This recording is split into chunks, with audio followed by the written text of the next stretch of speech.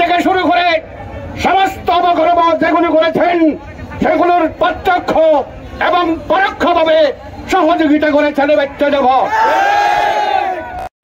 আগে যারা মা বোনেরা সমগ্র নেতৃবৃন্দরা আপামর জনগণ কষ্ট করে মিছিল এসেছে তাদেরকে আমি সাধুবাদ জানিয়ে আমি শেষ করছি। বাংলাদেশ জিন্দাবাদ, সালাউদ্দিন আহমেদ জিন্দাবাদ, তারেক রহমান জিন্দাবাদ, দেশ নেত্রী বেগম খালেদা জিয়া জিন্দাবাদ।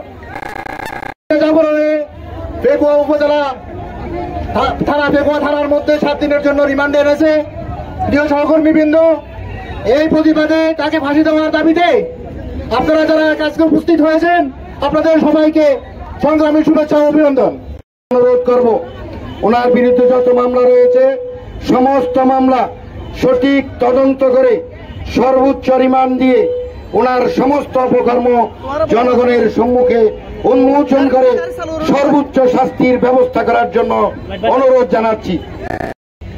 এখন হতে জানি হইও ওরা জানান এই জাফর বিগত 17 বছর আওয়ামী লীগের আমলত মাইছে দখলবাজি, চাঁদাবাজি, ডাহাতি, লুটরাজ, গরু চুরি হচ্ছে তৈরি কোন পর্যন্ত না করে তখন অপরাধ বাকি নাই। সমস্ত অপরাধর যেদিন পাপ করিম বেগিনের প্রায়শ্চিত্ত করিব সময় এখন হইয়ে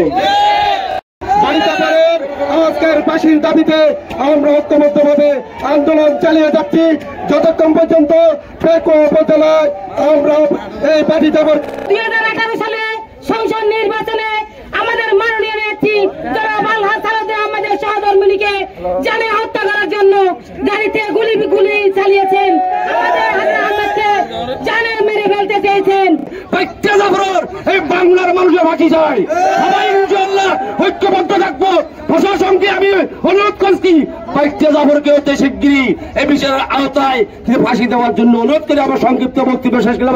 বাংলার মাটিতে স্বৈরাচার হাসিনা সেইভাবে কোন গুম রাজনে হত্যা রাজনীতি শুরু করেছিল তার থেকে এই ফাঁসি মাকামকে হত্যা করা হয়েছে এই জাফরের নেতৃত্বে।